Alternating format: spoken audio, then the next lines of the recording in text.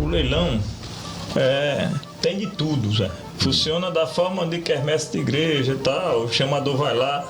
A gente tem É um leilão normal. A gente tem de prendas de faca, perfume, uísque, galinha, peru, caixa de tudo. Inclusive bode. Inclusive bode. Você pode comprar o bode do maçom. Sim, mas Vivo. Aí você é quem vai fazer o sacrifício. Olá, galera, iniciando mais um podcast Poliana e Zé Caipira. Hoje nós temos duas presenças ilustres. Como dizia o Kung Fu, tem até um venerável guru, né, minha comadre Poliana? Isso mesmo. Olá, turma, tudo bem com vocês? Nós estamos aqui hoje com dois empresários, dois maçons, dois cunhados, dois seres humanos muito especiais, esposos, pai, e que nós vamos bater um papo bem agradável e bem bacana, assim. Eu tô aqui com Alex Ferreira Costa, que é servidor público, venerável da loja Perfeito União Segunda, e o Maurício César, que é empresário, advogado, pai, esposo, e está aqui com a gente também para falar sobre a maçonaria, sobre os segredos da maçonaria e sobre tudo que envolve esse tema. Vamos ver se hoje o Zé consegue tirar o segredo da maçonaria. Maurício César, Alex, bem-vindos ao Poliana Zé Caipira. Nós queremos agradecer pelo sim de vocês e, por favor, façam uso do microfone do KCast. Boa noite a todos que estão assistindo aí o podcast. Eu agradeço a nossa cunhada Poliana pelo convite e ao Zé Caipira por nos recepcionar tão bem aqui.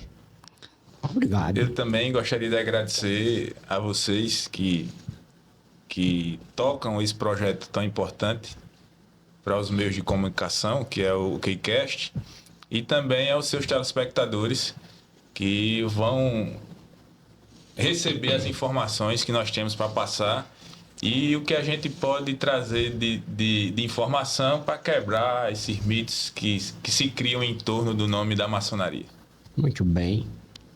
Então vamos começar com os mitos. Vamos começar com os mitos. A Poliana tá ali com o script dela, né? Eu tô seguindo o script que ela trouxe. Agora seja. Me diga uma coisa, meus compadres. Antigamente, né? O povo dizia que os maçons mandavam no mundo. Aí hoje eu pergunto, vocês mandam pelo menos no controle remoto em casa, não?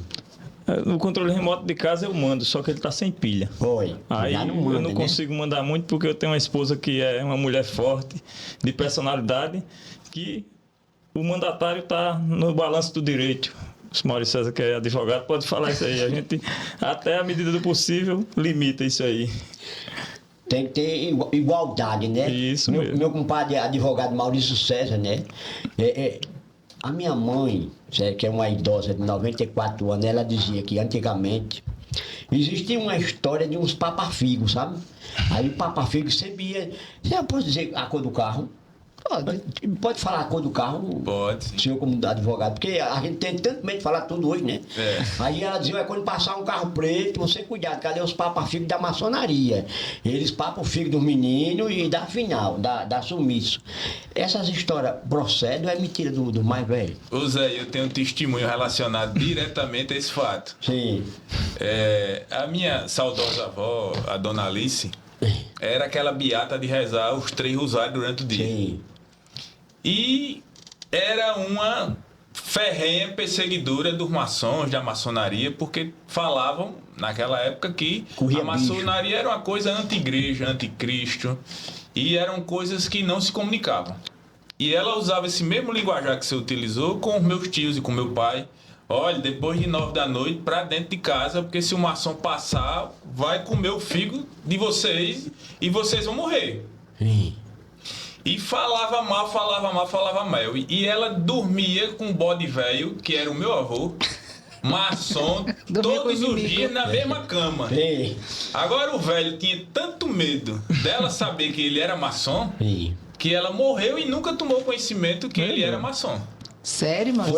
Sério, porque ela era tão dedicada à Igreja Católica e ela se autoalimentava tanto dessa informação de que a maçonaria era uma coisa que não ia de encontro com a religião dela. Isso. Que ele ficou até temeroso de um dia revelar que ele fazia parte da maçonaria, sob pena de perder o A afeto. Alice dele, A Alice né? dele. Então, quando ele casou, ele já era maçom? Não. Entrou na maçonaria Ele ingressou posterior. na maçonaria depois que casou. Como se a esposa tem que dizer o Mas sim? não, Na isso aí época- já é uma, é isso aí é já é mais uma novo. atribuição da maçonaria moderna. Isso aí já foi depois da década de 80. Ah, É o que história. eu falo da balança, né? Da É. Na balança época do direito. meu avô, a esposa não precisava dar anuência ao marido para que ele fizesse parte da maçonaria. Microfone. É pra você. Hoje, Pode me vir assim, ele vai cortar mesmo. É. Eu vou levantar e vou lá. Já, a já. maçonaria antigamente, antes da década de 80, ela tinha essas restrições e não permitia que a esposa tivesse conhecimento do que o marido fazia na maçonaria. Então era mais secreto ainda. É isso que eu ia Isso, falar. isso Rapaz, mesmo. eu fiz essa pergunta, turma, porque eu sou esposa do maçom, né? Sou Isso. esposa do Sandro Torres. Aí como é que chama a mulher da maçonaria? Eu sou cunhada deles Sim. e sou esposa de maçom. Cunhada porque a gente se trata como irmão. Eles se Então, a tratam esposa como do irmãos, meu, é uma do meu irmão família, é uma cunhada. Mas tem um nome fraternidade. bonito, né? Que chama, né? Da mulher da maçonaria. Fraternas, são as fraternas. Samaritana. Samaritana. Isso, É. perfeitamente. Quer dizer que já chamava de bode velho já, né? Já. O seu avô. O meu avô, ela dormia com bode velho e não sabia. Porque Nem se sabia. soubesse, eu acho que acabava o Ah, casamento. acabava o casamento. Acabava o casamento. É, Mas porque ele hoje... cozinhava a cabeça de bode, será, naquele Vez ou tempo? outra. Nada. Não, você não sabe, você era menino, mas não lembro, né? O bode é o exercício que a gente faz para entrar na maçonaria, que é Sim. correr atrás dele. Ah. Mas a gente pegou e quem conseguir pegar o bode entra. Esse negócio de dizer que chupa o pescoço do bode pra tirar o sangue é mentira. Nada. Isso aí é aquele bicho das craíbas que o povo tá O procurando povo aí. disse que teve aqui 12 Se não for bodes. maçom, né? Tá Teve correndo 12 lá. bodes aí que amanheceu com o pescoço furado, o povo saiu de formação. É. O povo aqui dizia, eu tinha um medo. Mas não foi não que esses bodes eram tudo magro, e o maçom gosta de bode gordo. Gordo. É, né? pra comer E reza a gordura. lenda que a gente se transforma em lobisomem também, né? É, nunca Se isso aconteceu fosse isso. verídico com o que a gente prega, isso iria ser bom. Sim. Que é a mistura de um lobo com um homem, né? Se a gente tivesse Por isso que a não é velocidade lobisomem, do lobo e a mente de um homem, a gente seria muito mais. Mas não iria utilizar para o mal, iria utilizar para o E bem. por falar em reza, lá nas reuniões que chamam? Isso, Reuniões. Nas reuniões maçônicas. Porque o povo diz que tem muita coisa secreta, né? Dentro da maçonaria, tudo é segredo. A assinatura, a pegada de mão, o encontro no meio do povo. Aí eu quero saber o seguinte, se é tão secreto, por que tem placa, tem endereço, tem casa, tem tudo? O secreto não, discreto. Vamos tratar como discreto. O pessoal fala muito que a maçonaria, a gente, ao iniciar a reunião, fura imagens de santos, Sim. tudo mito. A gente utiliza a Bíblia para abrir os nossos trabalhos, que é um livro que ministra a fé e dá direcionamento ao homem. E lá a gente discute a administração da loja, as filantropias a serem feitas, tem a ritualística como toda instituição.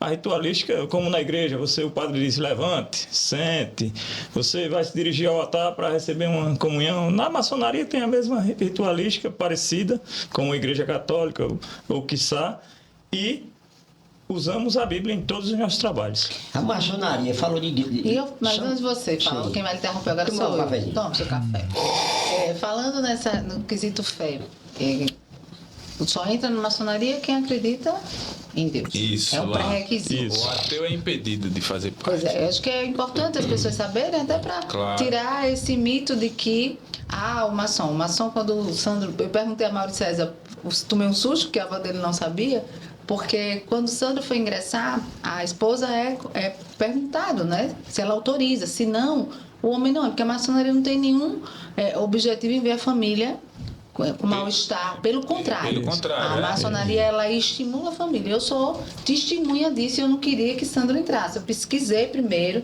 conversei com homens que eu tenho muito carinho, né, que são maçons. Eu sei, hoje são maçons, na época não eram meus cunhados, que é Macário. Eu faço esse registro aqui, senhor Moacir, que Deus o tenha. E a primeira coisa que o Macário me disse foi: minha filha, você acredita em Deus? Eu disse: acredito, muito. E esse é o meu temor. Ele disse: pois é, na maçonaria só entra quem acredita em Deus. Então, para quem tem dúvida, né, sobre a maçonaria, o Alex usou uma palavra muito feliz, assim, a palavra discreto.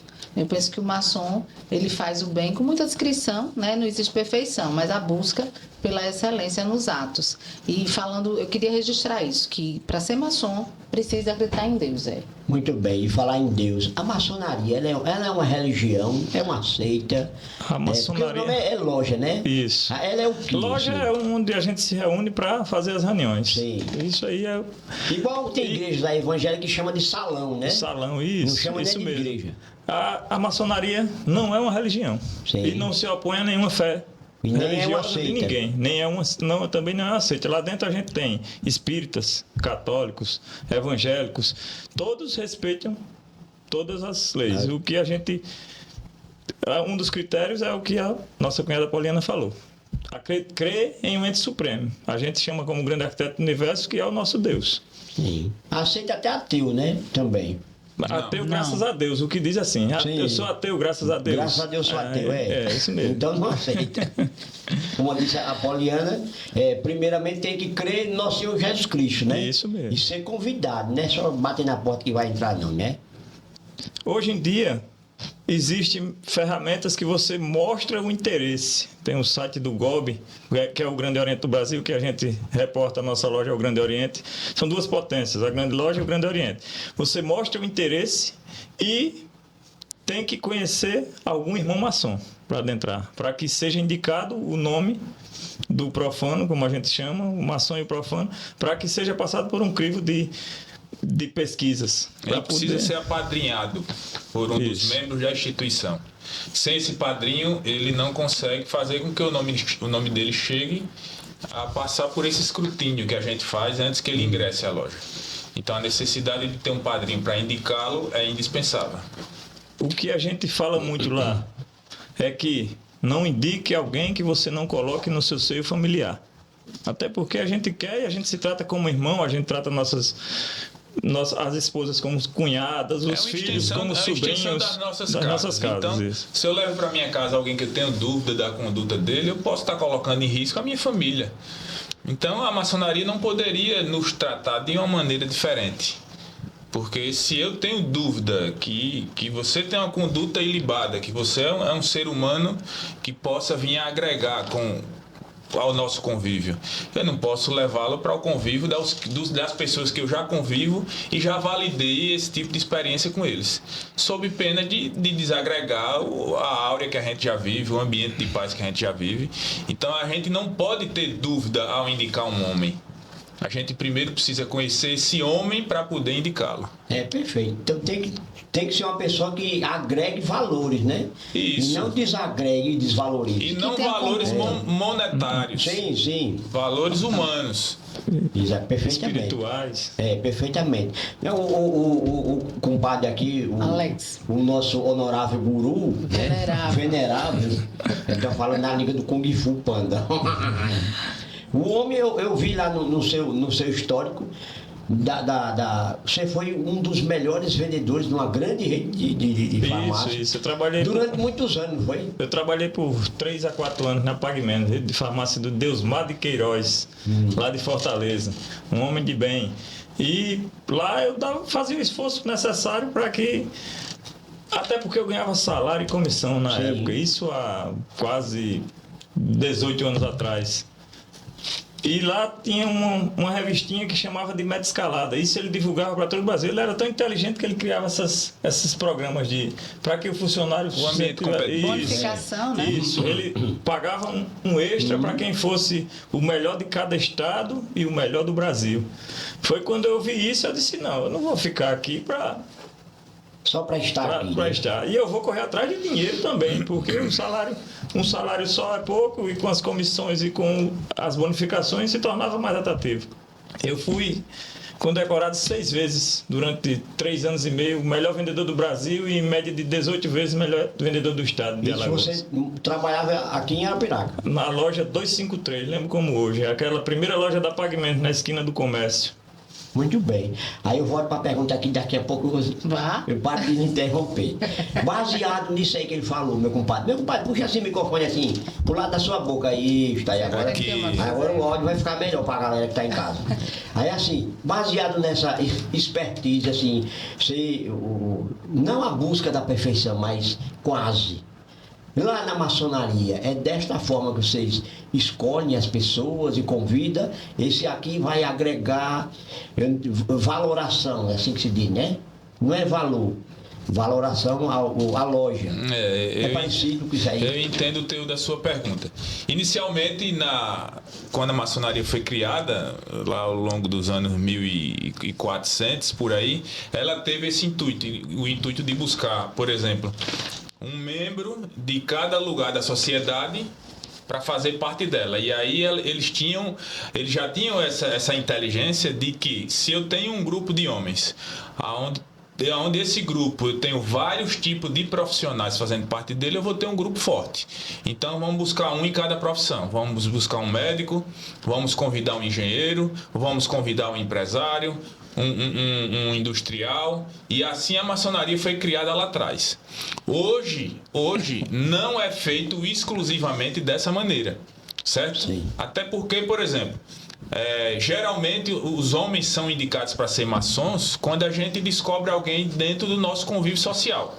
Então, se eu sou empresário, não necessariamente, mas será mais fácil eu encontrar essa pessoa dentro do meu raio de relacionamento. Então, será um empresário que eu vou convidar para fazer parte dali.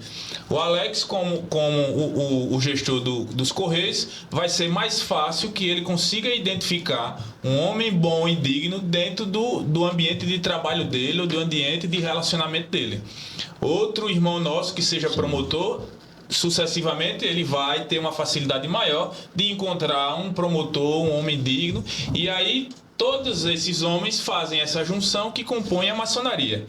E por isso da gente ter homens de várias vertentes do meio social dentro dela. Então essa crendice de dizer que a maçonaria é uma seleção das melhores pessoas é conversa, né? É conversa, porque tem várias em torno disso. Maçom só entra se for rico. Isso. Se for pobre, entrar em rica lá. E aí Eu já ia perguntar quantos entraram e ficaram ricos. mas não fica rico, como eu fiquei. De conhecimento, né? Isso, porque o que a maçonaria trouxe para minha vida, nenhum meio acadêmico me traria e nenhuma quantidade de dinheiro me traria. Certo? Então, esse ambiente de cabeças pensantes de maneira diferente é que me fazem crescer. Eu sou um ser humano movido às indiferenças, mas não de forma negativa. As indiferenças me fazem enxergar o que é bom e o que é ruim, o que é bom eu absorvo, o que é ruim eu identifico e não trago para a minha vida. Então, a maçonaria trouxe isso para mim.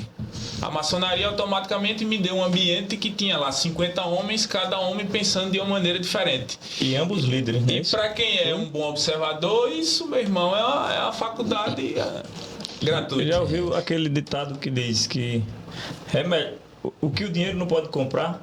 Sim. É isso que a gente tem na maçonaria. Fantástico. É uma faculdade na prática, né? Conhecimento, intelectualidade e contatos. Entre aspas, e a filantropia. E eu penso que, sobretudo, o autoconhecimento, né? A possibilidade de se descobrir. Eu gostaria, assim, olhando para vocês dois como cunhados, assim, são dois homens muito distintos, tá, turma? E eu gostaria de, assim, de Maurício César, Maurício César tem uma história. Eu queria saber quanto tempo de maçonaria vocês têm. Eu queria ouvir cada um. O que é que a maçonaria agregou? Vocês já conversaram. O que é que foi eu vou fazer 3 perguntas assim, e o mais desafiador no período, porque Maurício César também já foi venerável na Perfeita União Segunda e conduziu, né? Existe eleição dentro da estrutura, eles vão falar sobre isso, mas eu gostaria de ouvir dos dois essa experiência com a maçonaria. Maurício César, por favor. Eu falo agora para o jovem de 20 anos de idade, 22 anos de idade, de hoje. Eu ingressei à maçonaria com 24 anos de idade. E um jovem de 24 anos de idade, a única coisa que ele não busca é compromisso com alguma coisa, ou com alguém, ou com algo que tire a liberdade que ele acha que ele tem. E você entrou por quê na maçonaria? Pai, o avô, convite, sozinho? Aí vamos agora fazer um caminho inverso e mostrar que não é porque na minha família eu teria a obrigatoriedade de ser. Sim. Então eu sou neto de maçom, meu avô foi um dos fundadores, sou filho de maçom, mas nenhum dos dois me convidaram para fazer parte da maçonaria. Eu tinha a idade, eu tinha aptidão para fazer parte dela, mas o meu pai não me achava com capacidade de fazer parte da maçonaria. E ele não tinha segurança em me levar para lá. Não com medo do que a instituição poderia me fazer. Ele tinha medo de levar um filho prematuro para um ambiente que ele não sabia se o filho poderia fazer alguma coisa lá, que desabonasse ou desagradasse ele. E aí eu recebi um convite de um outro maçom, que hoje é meu compadre, que eu sou padrinho da filha dele, e me convidou por uma vez, 2 vezes, 3 vezes. Eu disse: eu só vou quando eu terminar a minha faculdade, porque a minha prioridade é a minha faculdade, eu não posso desvirtuar a minha atenção agora para outra coisa. E ele ficou me perseguindo até a entrega do TCC. Antes de a colação de grau, ele disse: agora você vai, né? E aí me pegou na saia justa, eu disse: agora eu tenho que ir. Não, eu topo.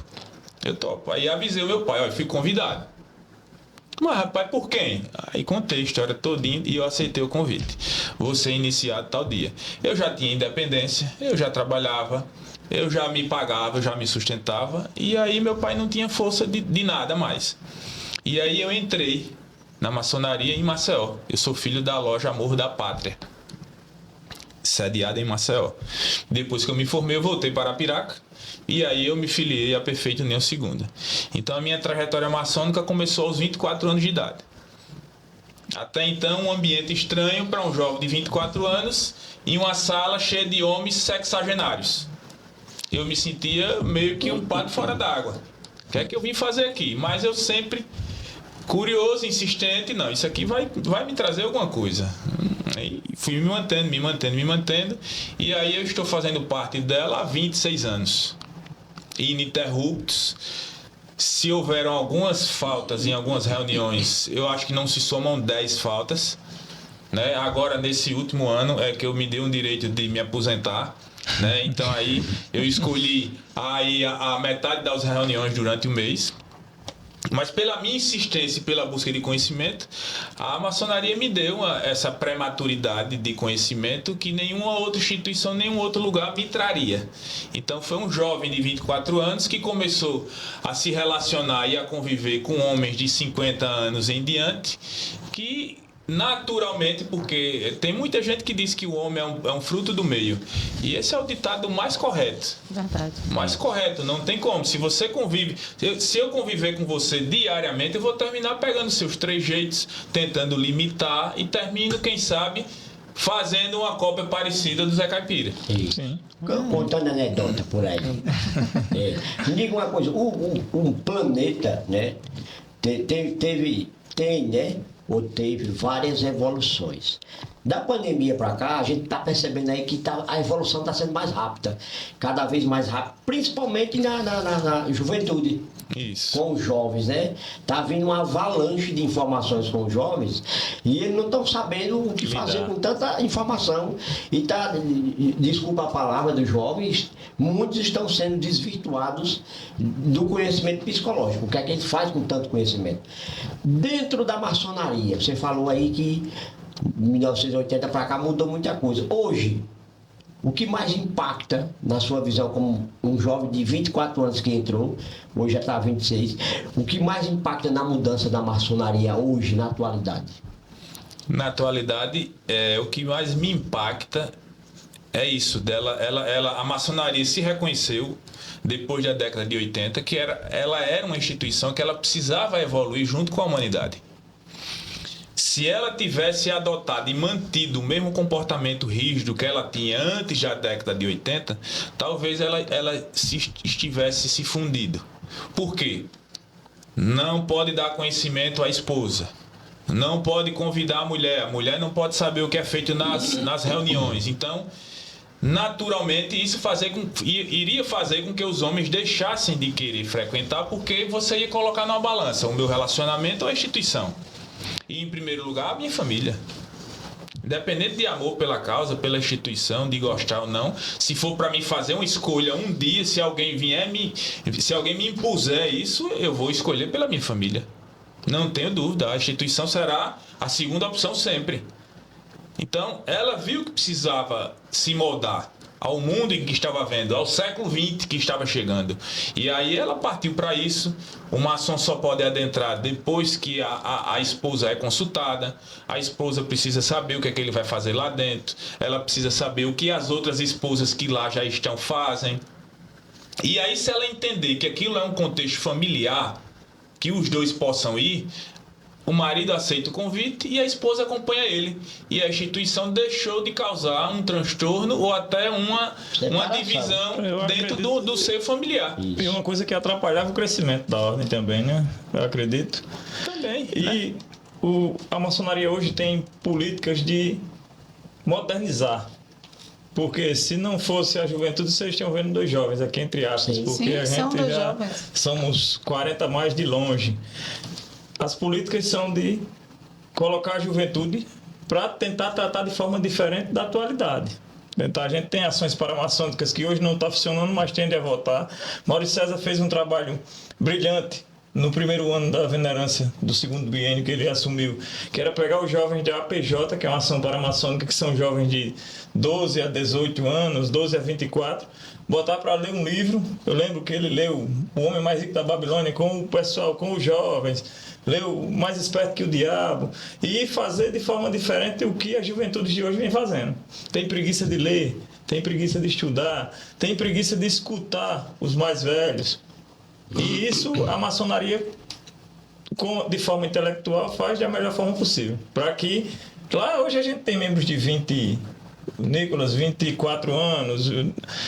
Eu entrei com 28 anos, já entrei mais velho um pouco que o Maurício César também. E o que me interessou foi... Eu fui para muitas palestras quando eu era vendedor, em farmácia, em concessionárias e tal. E o pessoal sempre dizia: você vai crescer se você tiver com quem é melhor que você. Não procure estar com quem é pior que você. E na maçonaria eu vislumbrei isso. Eu disse: rapaz, lá dentro tem muita gente que eu conheço da sociedade, que eu admiro. E por que não aceitar? Por que não estar lá? Né? No começo, que é os anos iniciais, que é tratado como aprendiz, a pessoa fica inquieta, fica sem entender muito o que é que a maçonaria tem a lhe oferecer. Mas com o passar do tempo, e você tendo a paciência que o Maurício César citou, vai absorvendo as melhores coisas, tal, e vai vendo que é uma coisa extraordinária. E vai mudando cada vez para o melhor. Essa questão vou falar a palavra preconceito, né? Que, assim, 1400 você falou, né? Na época que foi fundado. Por aí. Sim. Por aí, lá na Inglaterra. Isso. Pelas bandas de lá. Você sabia se na Inglaterra o Rei Cafúncio é um filósofo chinês? Você já ouviu falar do Rei Cafúncio? Já. Ele nasceu na dinastia Ming, na China Antiga, e falava 44 línguas. Eu aprendi com ele que lá na Inglaterra, quando chove muito, sabia que muda de nome? Não sabia, não. Vira Inglalama. Agora eu tô. Mais uma coisa que a gente vai aprendendo. Você tem que bagunçar. Mas não é isso não, eu ia perguntar. Eu que lute para ficar séria. Eu ia perguntar sobre a questão do preconceito. De 1400 para cá. O que mudou sobre preconceito, sobre esse negócio de chupar sangue de bode, comer cabeça de bode? Não é que Sandro me deu, que ele comeu um bode e me deu o cu do bode. Aí eu estou vestido. Esse é o nosso trabalho. A gente sempre que tem a oportunidade de estar em um veículo como esse, a gente procura ocupar esses espaços para que a gente tente diminuir ao máximo esses preconceitos. Desmistificar a maçonaria para que deixe de ser uma coisa preconceituosa.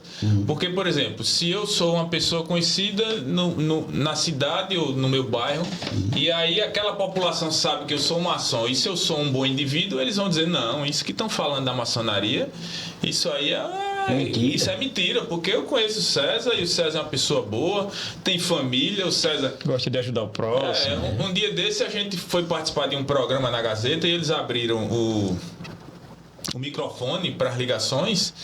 E aí choveu gente ligando. Né? É verdade que o maçom não pode participar da missa, não pode comungar, é proibido. Aí eu, na hora, eu disse: quero responder essa pergunta. Aí perguntei: de qual paróquia você faz parte? Aí a mulher disse: a senhora vai às missas lá o domingo de manhã ou à noite? Ela disse: à noite. Ela disse: pronto, a senhora vai me ver comungando domingo agora, eu vou na sua paróquia. E se a senhora sabe a importância do sacramento da comunhão, como eu sei, a senhora sabe que eu não iria nunca cometer esse erro de comungar sem ser digno de estar recebendo a comunhão. Aí matei a mulher no ar, e o cara... Mas alguma pergunta? Não. Mas não. Pronto, vou estar lá na paróquia da senhora domingo comungando. Fantástico. E se a senhora sabe a importância do sacramento da comunhão, como eu sei, a senhora também vai imaginar que eu não estaria cometendo algum ilícito com a minha religião se eu não fosse Deus, né? com Deus. Compromisso com Deus. Fantástico. Mas eu queria ouvir Alex também sobre a história dele. O Mário César explanou muito bem aqui sobre a história dele e a sua, Alex, na maçonaria. Você disse que entrou aos 28. Isso, entrei aos 28 Como é que foi sua chegada? Quem indicou? É pai? Tem pai? Foi um amigo? Foi um compadre? É um esposo de uma tia da minha esposa. Tá, é um parente. Isso, que é o Vitor Hugo. Manda um abraço pro meu padrinho aqui, que é um... Venerável também na loja. Quando nós chegamos na loja, ele era o venerável. E quando eu cheguei, o venerável era o Mário César, no seu primeiro biênio. Eu lembro, na minha iniciação, do Mário César. Eu fui o venerável mais novo do estado, Zé. Com 33 anos de idade, em 2013, a primeira vez. Isso, foi o ano que eu entrei. Idade para ser o venerável, né? Esse negócio só pode ser a partir dos 70 anos. Não, tem tempo de instituição. Sim, mas numa idade específica, a partir de tantos anos, não tem. Tem o grau lá dentro de estudo, o grau de estudo que você tem que atingir para poder ser qualquer cargo na maçonaria brasileira. De lá para cá, eu passei 1 ou 2 anos em dúvida ainda do que era, na agonia de estar ali, até porque eu tinha esposa que fazia faculdade, eu ia fazer faculdade na UFAL, minha esposa, na época que eu entrei, eu era aprendiz. As reuniões duravam até as 10 horas, às vezes ela saía, ficava me esperando e buscar ela lá na portaria da UFAL, um escuro, às 10h30, eu passei 1 ano e meio de maçonaria meio e vendo e sem entender muito o que era a maçonaria em si, que a gente passa um tempo, como eu citei aqui. De lá para cá, fui convidado para assumir alguns cargos de vigilante, que a gente tem nossa organização lá. E fui criando muita admiração por vários maçons lá dentro, incluindo e sempre digo, um dos homens que eu admiro demais é o Mário César. Pela postura, eu sou engenheiro civil também por formação, ele é construtor, ele trabalha com obras, sempre acompanho os bastidores dele e tal, o profissional que ele é. E fui vendo de que se tratava. Saindo do grau de aprendiz, a gente vai para um grau chamado de companheiro, que é o grau intermediário, é o de mestre. Para ser qualquer cargo, a gente tem que ser mestre maçom. Isso tem um tempo interno de estudos, de apresentações, para poder a gente atingir os graus simbólicos, que são os 3. De lá para cá, a gente foi trabalhando, tal, ajudando, fazendo a filantropia que anualmente a gente faz, que a gente vai citar aqui, a Semana do Maçom, os projetos Moradia Digna, Dia das Crianças. E fui cada vez mais achando muito bonito. E absorvendo cada vez mais, fui cada vez mais emocionado com a maçonaria, com o que ela faz em si, a essência da maçonaria. Às vezes a gente desvirtua um pouquinho, algum irmão desvirtua, desanima, mas quando a gente faz o que é para ser feito, a gente engrandece a nossa alma, nosso coração. E há 1 ano atrás fui convidado por ser o primeiro vigilante da chapa do Mário César. Quando ele foi assumir, ele me convidou. A gente tem uma hierarquia na administração, que é o venerável, primeiro vigilante, segundo vigilante, secretário, orador. Era o primeiro vigilante, hesitei um pouco, mas depois fui amadurecendo a ideia e aceitei ser o venerável desse biênio aí, que a gente está faltando 1 ano. E a dificuldade da maçonaria, a maior dificuldade é ser venerável. Ser venerável. Esse cidadão já passou 4 anos, eu estou passando 2 anos. É o maior desafio. Ficando branco, né? É o maior desafio de um homem, acredito que dentro da maçonaria. É tocar 67 homens maduros, tem os novatos que chegam, que a gente tem que doutrinar. Mais velhos que vocês, muito mais velhos, líderes, com opiniões formadas, que às vezes divergem da minha, mas que tem que ser respeitado. E discutir as discussões acaloradas, tal. A gente às vezes fica com 40 anos, 41 anos, estou discutindo com um cidadão de 70 anos que era juiz, que era promotor, que é médico, que é administrador, que é de várias áreas. E às vezes eu fico pensando, rapaz, isso está engrandecendo demais a minha vida e que eu vou levar para o futuro. Maravilha. Então vocês vêm falar de 2 homens, 2 donos, né, de casa, pais, esposo, servidor público, advogado, engenheiro, que estão aí, buscaram, né, crescer, porque o propósito do podcast é contribuir. Então, nós trouxemos 2 grandes homens aqui, né, filhos dessa linda Arapiraca, para falar sobre isso. Eu quero ouvir de vocês, assim, a maçonaria, ela faz muita caridade. E eu penso que uma palavra que traduz bem é a fraternidade, mas eu queria ouvir vocês, assim, o DNA da maçonaria para vocês. Eu queria que falasse do leilão, a gente vai ter um leilão, e nós trouxemos eles aqui hoje, porque este mês, dia 20, comemora-se o dia do maçom. Isso é nível universal, né? Mundial. Isso. E nós tivemos essa ideia juntos aqui, uma forma de, né, homenagear e valorizar esses homens que buscam aí melhorar a sociedade, porque eu, como esposa, e acompanho os cunhados, eu vejo a busca em fazer e melhorar a Arapiraca, o estado de Alagoas, o Brasil, e quando eu melhoro a minha casa, eu estou contribuindo com a sociedade, né? Quando o homem diz assim, quando a prioridade é minha família, ele está fazendo uma escolha, ele está buscando. Então, tem propósito no projeto Maçonaria. E eu queria que vocês falassem sobre esse DNA, dessa descrição, dessa caridade, dos valores, né, da maçonaria, e falassem também sobre o leilão. Vamos divulgar aqui o leilão, convidar as pessoas para irem, como é que funciona. Quero ouvi-los. A filantropia no ambiente maçônico, ela funciona como alicerce da instituição. Seria sem sentido uma instituição como a maçonaria existir para atender e acolher alguns homens da sociedade e da cidade em que a loja maçônica está instalada. Esses homens sairiam de casa para formar essa confraria e voltariam para casa sem nenhum fundamento, sem finalidade nenhuma para a existência daquela reunião. Então, a filantropia é o alicerce, é a base da instituição. Por isso, nós vamos lá, essas divergências de informação, essas divergências de ideia nos dão o engrandecimento do intelectual próprio de cada um. Agora, a filantropia nos traz o sentimento de dever cumprido, o sentimento de contribuição com a sociedade onde a gente está instalado, o sentimento de contribuição com o nosso Todo-Poderoso lá em cima. E quando a gente leva, eu costumo dizer sempre, a nossa filantropia é uma terapia gratuita. Quando você sai do seu ambiente de conforto para visitar uma família necessitada ou um lugar que está em situação de decadência, de pobreza extrema, e você vê que você, só por estar ali, por levar uma palavra, você está causando um bem-estar naquele ambiente, então você sai dali gratificado pela vida que tem.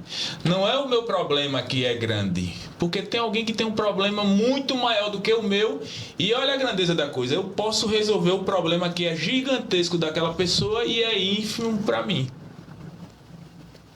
Se o ser humano identificasse que ele é um ser capaz de solucionar o problema de alguém, a gente viveria um nível de humanidade, uma coisa...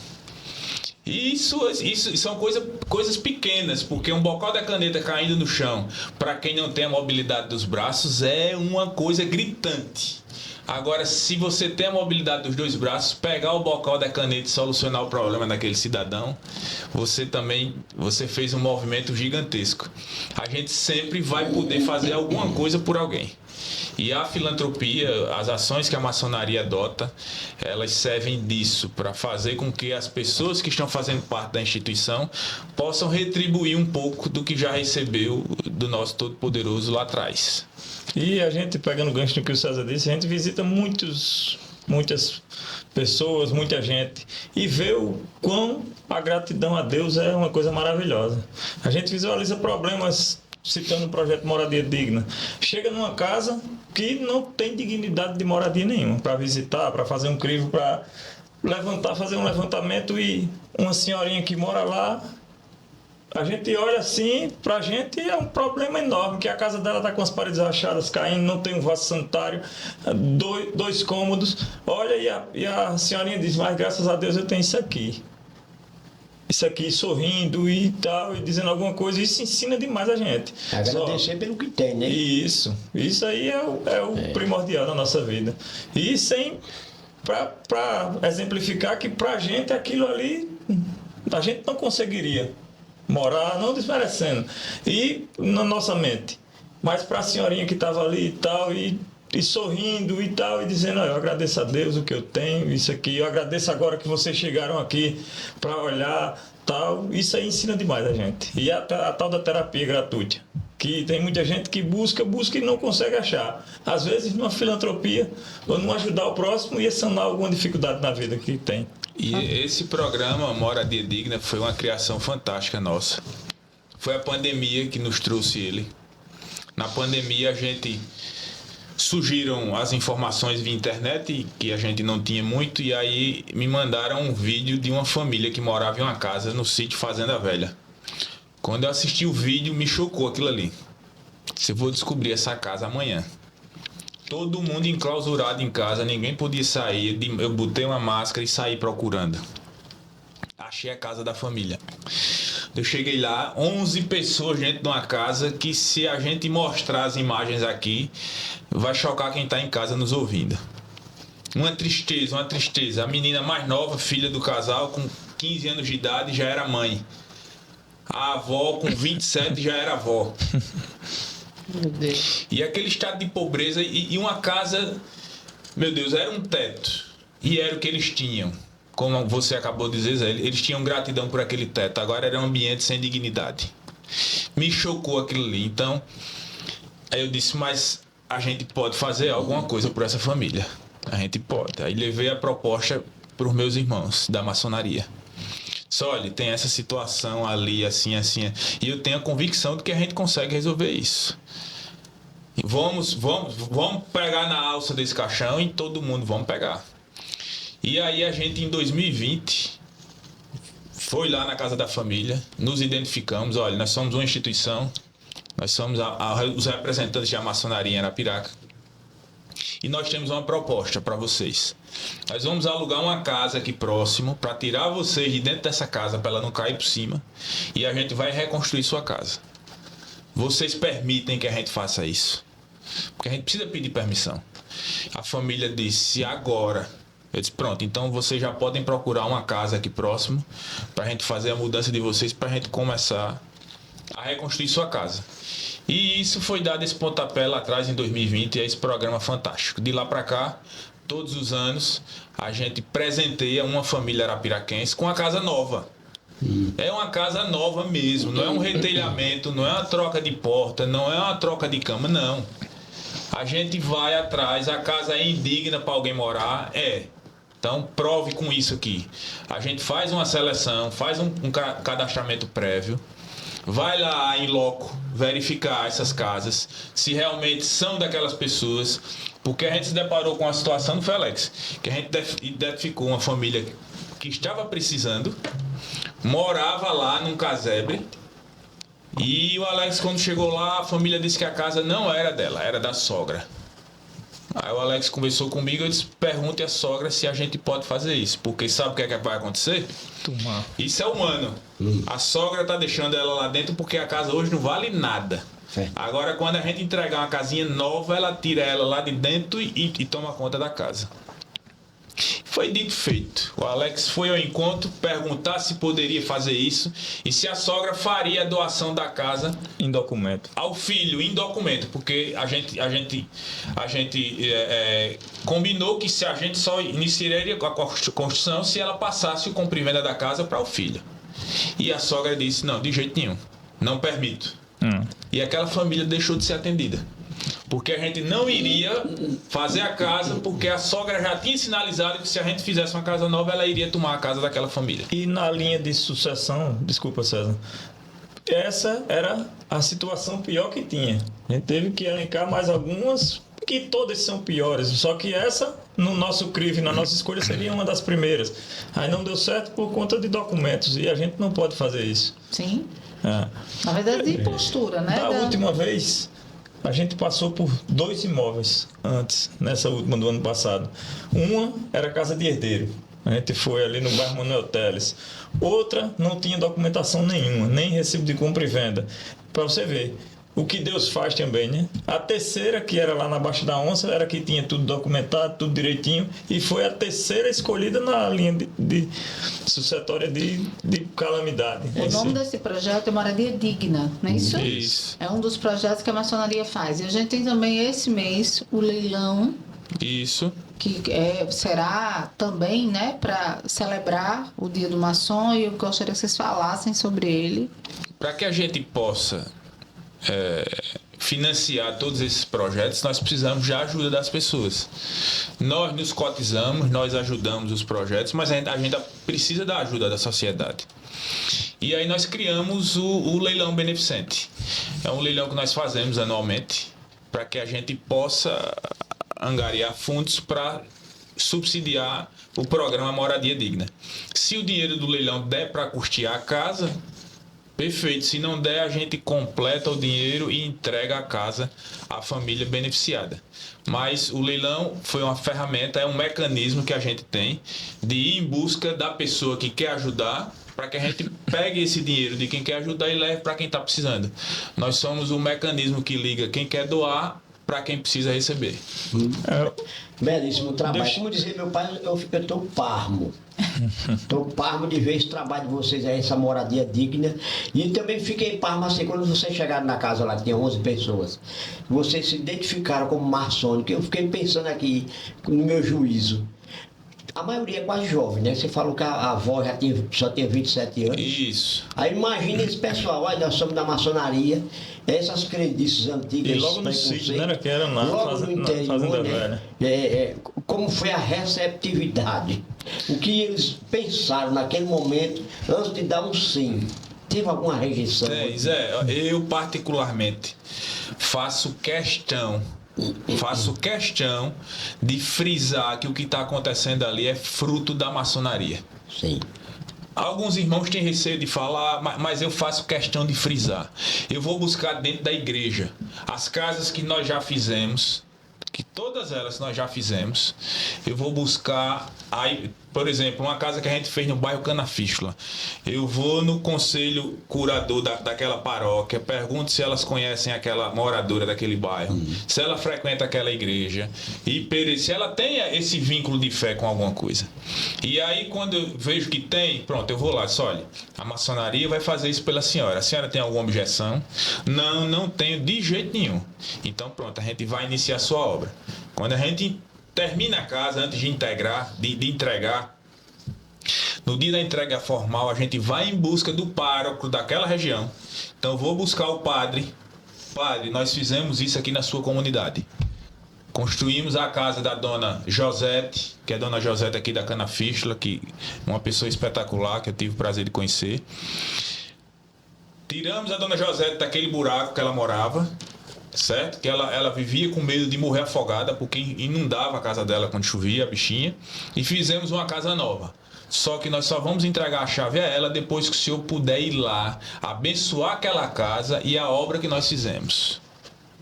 Perfeito. A maçonaria, deixo claro. Fantástico. O padre vai se quiser, não é obrigação dele. Nessa casa que o Alex terminou, a proprietária da casa era evangélica. Eu disse, nós precisamos conversar com o seu pastor. Sim. Nós precisamos conversar com o seu pastor para que ele entenda de onde veio isso. Sim. E isso faz com que a maçonaria vá quebrando esses mitos. Essa outra aí, foram duas situações que eu fiquei parmo. A outra da sogra, que não quis Fazer a doação para o doar a casa para o próprio filho. Aí assim, não deram um momento de chamar um padre não para mandar. Conversar fazer com ela. uma conversa com ela, bater um papo. Mas é o ser humano, Mas né? é o ser humano. Você tem É o ser seu humano filho, sendo ser humano. não é? E olha, Faz e foi eu parte. que levantei essa bola. Porque quando eu disse que isso poderia acontecer, ficou todo mundo, o Alex ficou chocado. Mas César, isso não vai acontecer, isso vai. Porque, vai por mim. A expertise do advogado Isso também, vai. né? Ela hoje não dá importância àquilo ali, porque aquilo não presta pra nada. tem valor financeiro. E o filho tá lá como animal. Mas quando ela identificar que aquilo ali é uma coisa que vale alguma coisa hoje, ela vai tirar ele de lá e vai tomar conta da casa. Quando eu Que fui... bom que teve essa sensibilidade, esse olhar, né, de perspicaz, assim, e até de proteção, Sim. porque protegeu. Imagina a Isso. frustração da família de fazer Isso. o bem. Entrar Vocês em também... depressão. Pois Uma pessoa então, que teve o benefício e perdeu. ela identificou. Teve uma senhorinha ali do Manuel Teles, essa. Eu fui conversar com uma das irmãs dela. A casa não tinha dignidade de moradia nem de um animal morar em si, um animal irracional. Imagina o ser humano. Aí ela conversou e disse, não tem problema nenhum, pode fazer. Eu sou uma das herdeiras aqui, são 3. Aí eu disse, não, mas eu preciso do endereço das outras 2. Aí fui. Ali na Perucaba, fui na casa.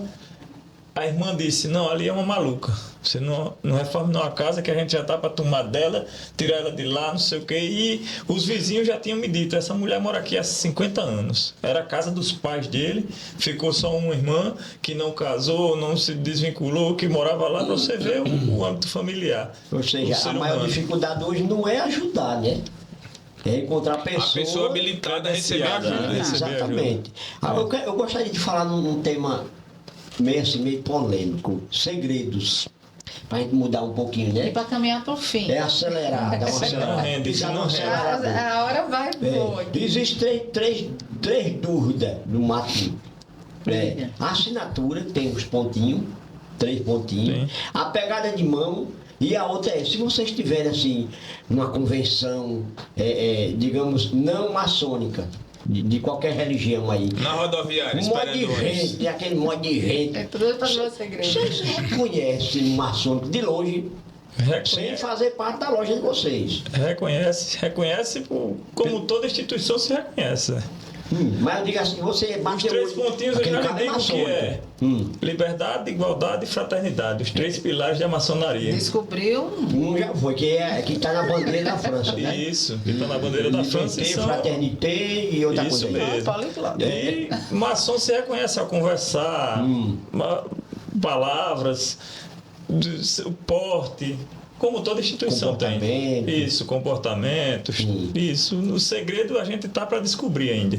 E a pegada de mão, que diz que é diferente? É diferente mesmo ou é conversa? É pegada forte. Pega forte na mão. Tem um segredinho que pega nas pontinhas dos dedos. Que a gente não conhece ainda. Esse segredo aí. Né? Não está emitindo um pouco, né? Mais um acredito. Deve ser mito também. Mais um mito. Eu acho que você vai ficar sem o segredo de novo. O que é secreto da maçonaria, que é o que você quer saber, é a maneira que a gente tem de se identificar. Sim. Isso é secreto. Só sabe, por exemplo, nessa situação que você acabou de colocar, em um ambiente em que você não conhece visualmente as pessoas. Isso. Como você encontra um maçom? Então a gente pode encontrar. A gente encontra fazendo as identificações maçônicas nossas. Então o que a maçonaria, a única coisa que a maçonaria tem de secreto é a maneira de um maçom identificar o outro. Isso, né? Isso é secreto. Vai continuar secreto. Só sabe como fazer isso quem faz parte e quem é maçom. Então, se como é que chama? Cunhado, né? Eles são meus cunhados.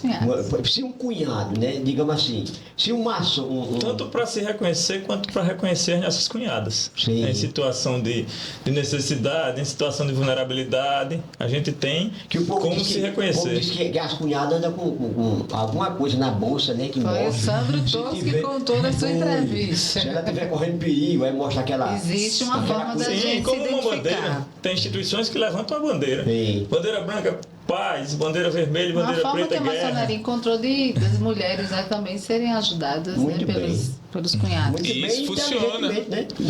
Isso funciona. E se um maçom contar um segredo para uma esposa? Lá em casa ninguém foi, não. Eu continuo sem saber. Sabe qual é a resposta que eu tenho? O segredo é que não tem segredo. É porque ele me diz. Se o maçom contar um segredo para uma esposa, isso se torna um segredo familiar. Não, deixa de ser segredo. Segredo com a família deixou de ser segredo. O segredo é a curiosidade do próximo. É a sua curiosidade. Agora, a maneira de se identificar acontece e me salvou uma vez. Eu tenho uma passagem que foi muito importante na minha vida. Pois conta. E a maçonaria, a maçonaria foi quem me socorreu. Eu fiz uma viagem internacional e ao desembarcar no aeroporto de Miami, é um aeroporto gigantesco que deve ter uns 20 guichês da aduana. É onde a gente passa por ele para poder pisar no solo americano. E aí cada um vai para um guichezinho daquele. Eu fui com meu passaporte na mão, apresentei. Eu falo muito mal inglês, pouco mesmo, alguma coisa básica, e o guarda da aduana que me atendeu falou muito rápido, eu não entendi, e ele fechou meu passaporte e disse, volte. Go, vá. E eu disse, porra, e agora?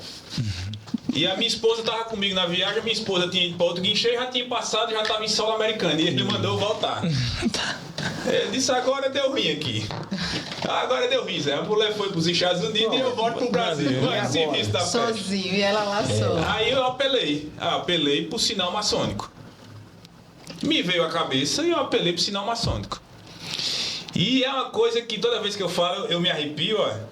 Porque o cara tava a uns 5 guichês de distância do meu, outro guarda de aduana, viu eu fazendo sinal, ele tava atendendo uma mulher, pediu permissão a ela para que ela ficasse esperando e ele ia sair. Ele saiu do terminal dele, veio pro terminal que eu estava, entrou no guichê, falou alguma coisa lá com o outro colega, pediu meu passaporte novamente, carimbou e disse: Vá. E qual foi o sinal que você fez? Aí ele diz, yes, my brother. Diga isso aí. Foi esse sinal. Foi esse. Só isso. Yes, my brother. Vai não, Zé. Não vai cair nada não. Vai não. Você tentou com o Santo todo, Foi. deu agora com o Alex. Só vai eu frequentando por ver. Vamos Vai eu ver. dizer aqui o No dia segredo. que você correr com a gente um bichozinho, aí você pega. Tem o sangue de bode. É bom, uma buchadinha de bode é O bom. colete de bode você O já colete eu tem. já ganhei, né? Pois, Já tá assim, já tá no se caminho. manifestando. A gente está caminhando para o fim, Maurício César e Alex, e eu e o José queremos muito agradecer Muito mesmo. a vocês dois pelo sim, pelo tempo, né, que é um recurso não renovável, a gente não tem como voltar atrás, e por trazer, né, conhecimento, por desmistificar, por inspirar, porque é através da história do outro que a gente inspira. Às vezes a gente não tem noção do que uma palavra muda, né? Quando vocês falam sobre como vocês crescem, me lembrou dos filósofos, né? Como a gente... Os filósofos ficavam ali conversando, debatendo e... Em rodas de conversa. É, roda Na de antiga conversa. Grécia, lá nasceram os maiores. Né, os grandes pensadores que deram aí início, start, e nós precisamos disso nesse mundo tão tecnológico.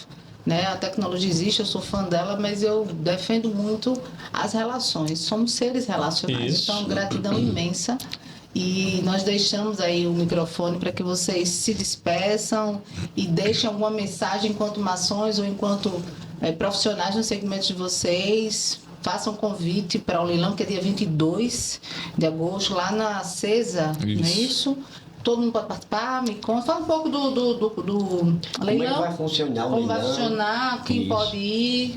O leilão tem de tudo, Zé. Funciona da forma de quermesse de igreja e tal. O chamador vai lá. É agradável. A gente tem É um leilão normal. A gente tem de prendas de faca, perfume, uísque, galinha, peru, cacho de coco, tudo. Inclusive água, bode. pemba, bacia. Inclusive bode. bode. Você pode comprar o bode do maçom. Sim, mas Lá. vivo. Vivo. Aí você é quem vai fazer o sacrifício.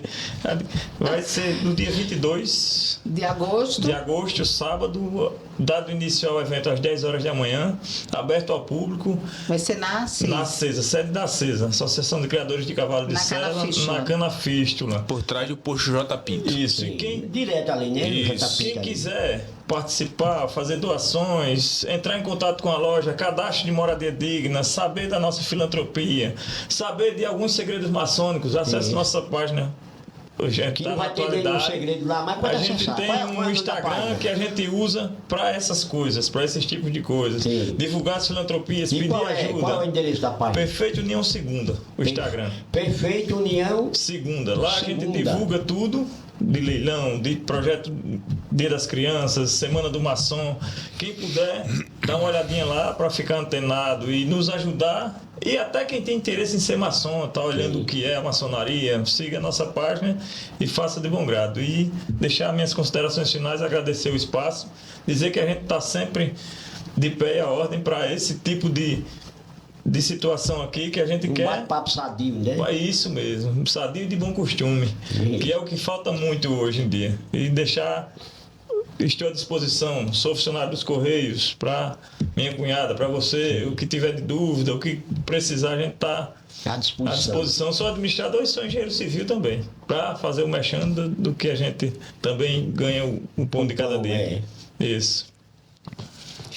Zé e Poliana, obrigado mais uma vez pelo espaço, pelo tempo.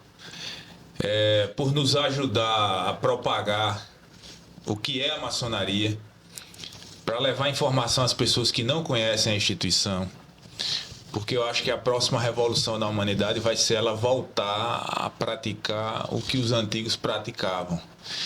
Tem um médico, Dr. Laí Ribeiro, que diz que o alimento que não faz mal é o alimento que Deus dá. Então, o que Deus dá é o que vem da terra. O que não vem da terra, ele diz que não presta, não come. Então, esse mundo moderno, o mundo dinâmico, o mundo da evolução da internet, eu acho que ele vai voltar a fazer ao cidadão, o homem e a mulher, que queira ter uma vida equilibrada psicologicamente, equilibrada emocionalmente, a viver o que os nossos antepassados viviam. E uma ferramenta gigantesca para que você alcance isso é você fazendo parte de um clube de serviço, que aí pode ser a maçonaria, pode ser o Rotary, o Lions Club, porque esses clubes de serviço, essas instituições, vão ter lá dentro dela homens e mulheres que estão se reunindo para levar o bem, para praticar alguma coisa boa para quem não tem. E à medida que você é ferramenta de graça para alguém, você vai estar curando a sua depressão, você vai estar curando aquela falta de alguma coisa que se alimenta no seu coração, mesmo sem ter. Que a gente possa ser a cópia do nosso Criador, que ele venceu o mundo e está aí há 2026 anos sendo o único e o maior líder que o mundo já pôde revelar, e a ferramenta dele era uma única só, o servir. Então ele era o líder que servia para poder ser servido. Que a gente possa copiar isso dele, que é bom. E a maçonaria vai nesse caminho. É o caminho da lapidação do homem, para que ele, através do serviço, possa se tornar um homem melhor, um pai melhor, um profissional melhor, um marido melhor. E assim a gente possa mudar o contexto das cidades aonde a maçonaria está instalada. Então, meu muito obrigado a vocês pela participação, e sempre que ouvirem falar da maçonaria, defendam e digam que a maçonaria é uma coisa boa e que contribui com a cidade ou com o lugar onde ela está instalada. Perfeito. Muito obrigada, parabéns pelo Dia do Maçom, né? Vocês que defendem com muito amor a maçonaria, né, Zé? O nosso Perfeito. Parabéns. Dia 20, comemora o Dia do Maçom. Parabéns por esse trabalho que eu não sabia, né? Eu acho que muita gente também não sabia esse trabalho aí, essa filantropia que vocês fazem aí, que são uns projetos maravilhosos. Fazem muita coisa. Isso. E infelizmente a gente vive num país, né, que só fazem se tiver o retorno. E eu acrescento, né? Assim... Então, é uma coisa que a gente fica parmo. Eu acrescento, assim, eu sou muito defensora da família. E eu acredito que a família é um projeto de Deus. E é por isso que ela é tão bombardeada. E a maçonaria, ela busca, no seu dia a dia, das suas, né, reuniões, manter a família unida. Então, a gente faz muita festa, mas é para a família. O ambiente é familiar. Cabe esposa, cabe os filhos, tem que caber, né? Cabe primeiro eles, depois os esposos. Então, eu penso que isso, para mim, já é o maior ganho. A família poder se reunir.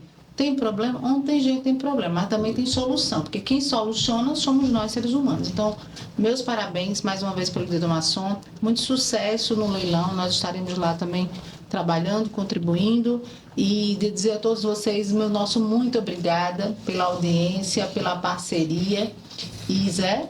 Clique, compartilhe e acenda o sininho, que é para quando tiver uma novidade, o sininho abusinar na tua orelha. Olha, tem novidade aí no Poliano Zé Caipira. E demais é tchau. Tchau, turma. Vai lá e prestigia.